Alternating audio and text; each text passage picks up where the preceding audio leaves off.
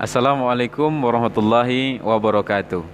Alhamdulillahilladzi ahyana ba'dama amatana wa ilaihin nusyur.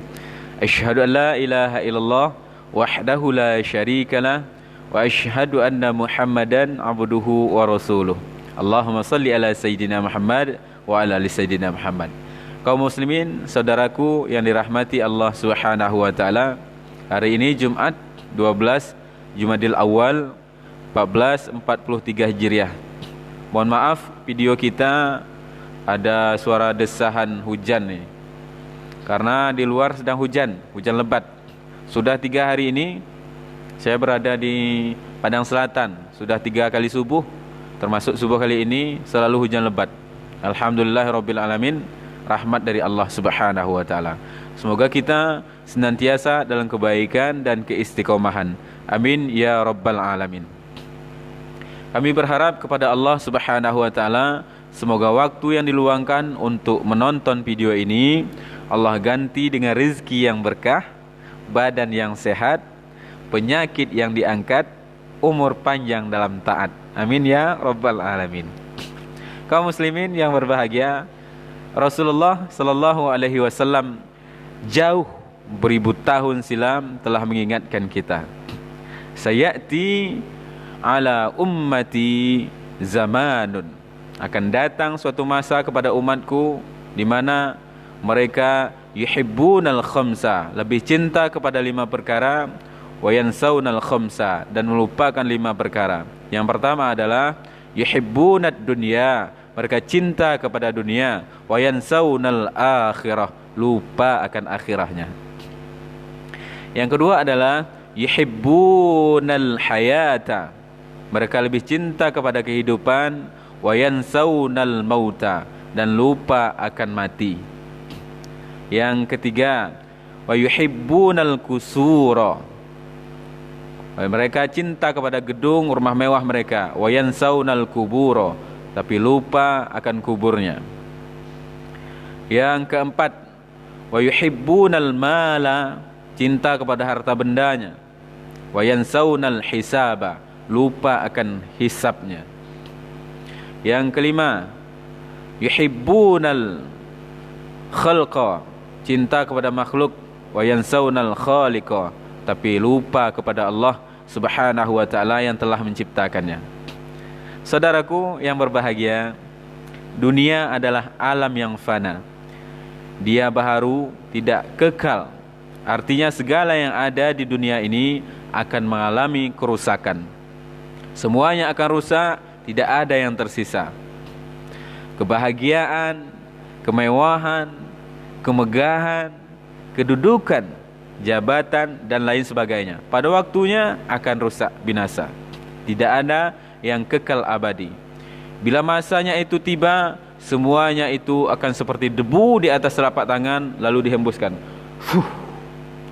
Semuanya akan hilang, semuanya akan sirna. Kemewahankah, kemegahankah, jabatan, harta benda, semuanya seperti debu di atas telapak tangan. Hilang, melayang, lenyap. Yang bersama kita apa? Amal kita. Sepi sunyi menuju kehadirat Allah Subhanahu wa taala. Yang kekal hanyalah Allah Subhanahu wa taala. Allah Subhanahu wa taala menyebutkan dalam surah Al-Qasas ayat 88. Bismillahirrahmanirrahim. Kullu syai'in halikun, tiap-tiap sesuatu pasti akan binasa. Illa wajhuh, kecuali Allah Subhanahu wa ta'ala. Lahul hukmu wa ilaihi turja'un, baginyalah segala penentuan dan hanya kepada Allah lah kita kelak akan dikembalikan. Kaum muslimin yang berbahagia, akan tetapi justru semua yang tidak abadi ini malah kita senangi, malah kita sukai. Yang semu-semu ini kita suka. Tidak ada salahnya juga pun untuk mencari dunia. Namun ketika dunia lebih porsinya daripada akhirat, disitulah letak masalahnya. Kalla bal tuhibbunal ajilah. Manusia itu kalau urusan dunia selalu bergegas, berlomba-lomba. Tak pikir panjang. Ada iuran, kita iuran organ nih. Siapa yang mau nyumbang? Saya nyumbang 100.000 buat minuman. Saya 500.000 beli tuak bergalon-galon. Melayang duit. Itu seperti tak ada nilainya. Hilang. Wa tazarunal akhirah. Kalau urusan akhirat, nah pura-pura lupa kan? Pura-pura tak tahu. Ada iuran tak tahu. Tak ikut. Kapan rapatnya? Tak ikut. Tak tahu, pura-pura tak tahu. Tah, wallahu a'lam bishawab. Ya qaumi innama hazihil hayatud dunya mata'un. Dunia ini hanyalah kesenangan sementara.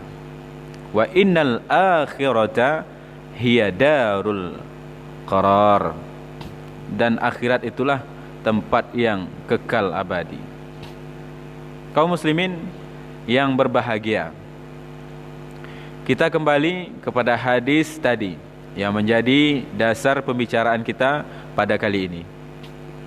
Rasulullah sallallahu alaihi wasallam katakan, akan datang kepada umatku kelak suatu zaman, sayati ala ummati zamanun yuhibbunal khamsah, mereka cinta kepada 5, wa yansawnal khamsah, dan melupakan yang 5.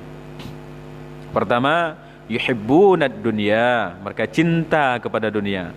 Wa yansawnal akhirah, dan melupakan akhiratnya. Kaum muslimin, cinta kepada dunia itu bisa terjadi dalam berbagai bentuk. Contoh, seorang yang tetap meneruskan tidurnya padahal telinganya sudah mendengar azan solat, sehingga waktu solat habis dia masih meneruskan tidurnya. Tinggallah solatnya. As-salatu khairum minan naum. Tetap tidur. Maka perilaku seperti itu termasuk bentuk mencintai dunia dan melupakan akhiratnya. Selanjutnya, contoh yang lain, menghambur-hamburkan uang hingga lupa berinfak dan sedekah, juga termasuk cinta dunia dan melupakan akhirat. Contoh yang lain, misalnya nih, mobil sudah ada, sudah bagus nih, sudah oke, tidak ada salahnya. Tapi hati tak senang juga kalau belum melebihi bagusnya mobil orang lain. Digantilah spare part dan lain sebagainya, dimodifikasi mobil tersebut. Habislah biaya sampai belasan juta, bahkan hingga puluhan juta rupiah. Tapi infak sedekahnya tak ada. Itu juga termasuk cinta dunia dan melupakan akhiratnya. Nah, saya kira 2 contoh ini cukup kita ambil sebagai gambaran atau perbandingan untuk kita jadikan kepada bentuk perilaku yang lain yang cinta dunia dan melupakan akhiratnya. Kaum muslimin yang berbahagia, yang kedua adalah wa yuhibbunal hayata, mereka cinta kepada kehidupannya. Wa yansawnal mauta, tapi lupa kepada kematiannya. Nah, setiap kita akan dijumpai oleh kematian ini. Tak ada dari kita yang tak dijumpai oleh kematian. Nah, mati pasti akan datang. Tidak seorang pun yang mampu di antara kita menghindar dari kematian. Betapapun kita telah berusaha sekuat tenaga, berlindung dimanapun kita, di benteng besi, di tembok besi, di dalam gua besi. Ainama takunu yudrikumul maut walau kuntum fi burujim musyayyadah. Dimanapun kamu berada, kematian pasti akan mendapatimu, akan menjumpaimu, akan mendatangimu. Walau kuntum fi burujim musyayyadah, walaupun engkau dalam benteng yang kokoh. Wa ma ja'alna li basyarim min qablikal khuld, dan tidak ada seorang pun Allah jadikan hidupnya di dunia ini kekal semuanya akan menghadap Allah Subhanahu wa taala pada masanya. Afa immita fahumul khalidun. Nah, ambil pelajarannya. Ketika ada saudara kita meninggal dunia, perhatikan baik-baik. Apakah mereka itu kekal? Afa immita fahumul khalidun. Tidak. Toh mereka kan wafat, sudah kita kafani, sudah kita mandikan, kita kuburkan. Tak kekal. Tinggallah harta bendanya. Tinggallah anak istrinya. Kullu nafsin za'iqatul maut. Tiap-tiap yang berjiwa, yang bernyawa akan merasakan rasanya kematian. Wa nabluukum bisyarri wal khairi fitnah wa ilaina turja'un. Semua itu Allah jadikan sebagai ujian. Dan hanya kepada Allah lah kita kelak akan dikembalikan. Kaum muslimin rahimakumullah. Walikulli ummatin ajal. Tiap-tiap umat itu mempunyai batas waktu, limit batas. Jadi tak ada di antara kita yang unlimited, yang tanpa batas. Kita semua punya batas. Ajal itu artinya batas, limit. Limit batas. Fa iza jaa ajaluhum. Fa iza jaa ajaluhum la yastakhiruna sa'ah. Maka apabila telah datang waktunya itu, tak dapat di antara kita seorang pun yang mampu untuk mengundurkannya barang sesaat pun. Wala yastaqdimun, dan juga tak mampu untuk memajukannya walau sesaat pun. Rasulullah sallallahu alaihi wasallam mengingatkan agar kita memperbanyak mengingat kematian. Aksiru zikral mauti, kata Rasulullah. Perbanyaklah mengingat mati. Fa inna zikrahu, karena kalau kita banyak mengingat mati itu, yuslika mimma siwahu, itu akan bisa menjadi tameng bagi kita agar kita terhindar dari sesuatu selain Allah Subhanahu wa ta'ala. Yang ketiga, wa yuhibbunal qusura wa yansawnal kubura. Mereka mencintai gedung-gedung mewah mereka, rumah mewah mereka, harta benda yang lainnya, tapi melupakan wa yansawnal kubura, melupakan kuburnya. Saudaraku yang dirahmati Allah Subhanahu wa ta'ala, membangun gedung, rumah mewah tidak ada larangannya dalam agama Islam. Bahkan lebih baik bila umat Islam itu dapat menikmati rumah indah, gedung mewah, bisa tidur di berbagai hotel mewah bintang 5 dan lain sebagainya. Akan tetapi janganlah karena itu semua jadi lupa kepada rumah yang terakhir, rumah kita yang terakhir, yaitu kuburan. Hadis Rasulullah sallallahu alaihi wasallam, al-qabru awwalun manzilin min manazilil akhirah. Kuburan itu adalah awal permulaan, tempat dari segala tempat-tempat di akhirat. Nah, jadi awalnya adalah akhirat. Awalnya adalah kuburan. Kemudian wa akhiru manzili min manazilid dunya. Dan tempat terakhir dari segala tempat di dunia ini. Jadi kuburanlah tempat terakhir daripada segala tempat-tempat yang ada di dunia ini. Keempat, wa yuhibbunal mala. Mereka cinta kepada harta bendanya. Wa yansawnal hisaba. Tapi lupa bahwa semua itu akan dipertanggungjawabkan di hadapan Allah Subhanahu wa ta'ala. Khusus kepada harta, Allah akan tanya dua. Dari mana didapat, bagaimana cara dapatnya, kemudian kemana dihabiskan, di mana dibelanjakan, kemana dihambur-hamburkan. Dua. Pada hari kiamat kelak, semua kita akan diperiksa, dicek dan diinterogasi untuk dimintai pertanggungjawaban atas apa yang kita perbuat ketika hidup di dunia ini. Semua harta akan diperiksa dengan ketat dan sangat teliti. Belum apa-apa X-ray di dunia ini, belum apa-apa pihak bea cukai ketika memeriksa barang di pelabuhan yang datang, belum apa-apa. Kalau Allah sudah teliti, Allah sudah cek, tak akan ada satupun yang terluput, tak akan ada satupun yang tercecer. Keadaan seperti itu agama menyebutnya adalah yaumul hisab, hari perhitungan amal. Kaum muslimin rahimakumullah. Fa amma man utiya kitabahu biyaminih, adapun orang yang menerima catatannya dari sebelah kanannya, maka fasaufa yuhasabu hisaban yasira, maka seluruh hisabnya itu dipermudahkan oleh Allah Subhanahu wa taala.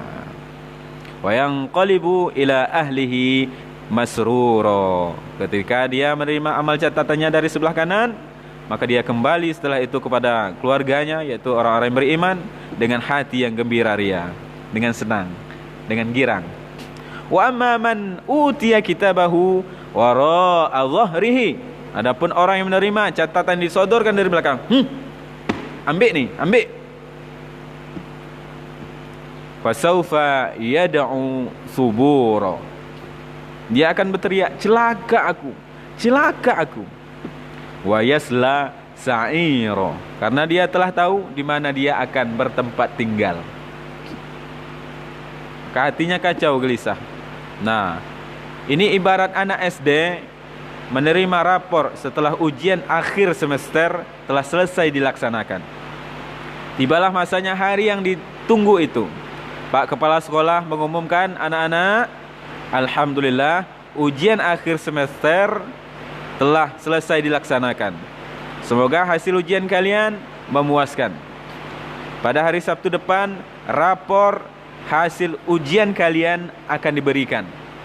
Nah, hari Sabtu pun tiba. Anak-anak disuruh duduk rapi di bangku masing-masing. Kemudian satu persatu nama dipanggil untuk maju ke depan menerima rapor. Nah, nama yang pertama dipanggil itu si Udin. Majulah si Udin ini, dipanggil Pak Guru. Din, maju Din, terima rapormu Din. Nah, dikasih sama Pak Guru baik-baik. Nih Din, rapormu Din, diterima oleh si Udin dengan tangan kanannya. Terima kasih Pak. Nah, silakan buka Din, kata Pak Guru. Dibukalah oleh si Udin ini. Wah, senang alang kepalang si Udin nih ketika melihat rapornya. Karena apa? Karena nilainya bagus semua.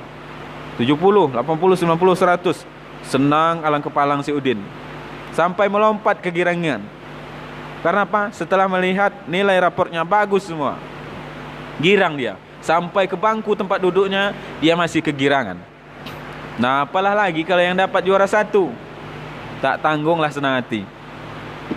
Sampai keluar kelas pun bersukaria, bergembira ria. Ayah, aku dapat juara 1. Nah, tibalah giliran yang terakhir. Si Lahab dipanggil Pak Guru. Hap, maju Hap, ke depan Hap. Diempaskan nih Pak Guru lapornya. Nih ambil rapormu. Gemetarlah si Lahab nih melihatnya kan. Tengoklah, kata Pak Guru. Oh, nih tengoklah. Nyebukalah rapornya kan. Nyebuka rapornya. Merah mencoloklah semua nilainya. Wah, risau kacau lah pikiran si Lahab nih. Terbayang ayah marah, terpikir emak marah, terbayang malu diejek teman karena tinggal kelas. Disebabkan apa? Nilainya buruk semua. Dia takkan girang si Lahab nih. Susah hatinya berkepanjangan yang ada. Karena apa? Karena nilainya jelek. Dia tinggal kelas. Disitulah penyesalan tiba. Kenapa dulu saya malas belajar? Kenapa dulu saya asik main? Kenapa dulu saya tak mengerjakan PR yang diperintahkan Bu Guru, Pak Guru? Kenapa waktu belajar di kelas saya cabut? Semua penyesalan itu tiba. Semua penyesalan itu datang. Andai ujian bisa diulang lagi, Pak Guru, Bu Guru, kata si Lahab, saya sungguh akan belajar lebih giat lagi. Tapi apalah gunanya penyesalan kala itu? Nasi sudah jadi ciri ayam. Nasi sudah jadi tai ayam. Mending kalau nasi jadi bubur, masih bisa disudu. Ini Lahab lah, disungkah lah kalau mau tai ayam tuh. Nasi sudah jadi tai ayam, tak ada lagi gunanya penyesalan. Kaum muslimin Ibarat anak SD ini dapat kita jadikan sebagai bahan renungan agar kita tidak lagi lalai kepada Allah Subhanahu wa taala. Nah, terakhir yang kelima, yaitu wa yuhibbunal khalqa. Mereka cinta kepada makhluk. Wa yansawnal khaliqa, tapi lupa kepada siapa yang menciptakannya. Ya ayuhan nasu taqu rabbakumul ladzi khalaqakum. Wahai manusia, sembahlah Tuhan yang menciptakanmu. Nah, dia lupa. Kaifa takfuruna billah wa kuntum amwatan fa ahyaakum summa yumitukum summa yuhyikum. Bagaimana bisa kepada Allah? Bisa lupa.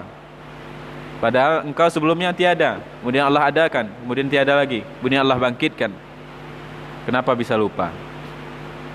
Nah, ingat kepada Allah bukan saja hanya menyebut namanya selalu, melainkan juga menyesuaikan perilaku kita dengan kehendak Allah Subhanahu wa ta'ala.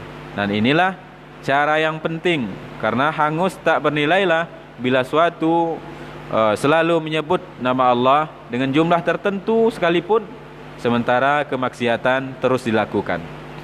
Wallahu a'lam bishawab. Semoga bermanfaat. Banyak maaf atas segala salah silap dalam berucap. Yang benar hanyalah Allah Subhanahu wa ta'ala. Manusia tempatnya silap dan salah. Semoga bermanfaat. Banyak maaf. Saya Akmal Qadri bersama kru yang bertugas pamit undur diri. Burung Irian, burung cendrawasih. Cukup sekian. Terima kasih. Kacang tojin, kue loyang, kue sempelung, kue sepit, itulah kue-kue Hari Raya Idul Fitri.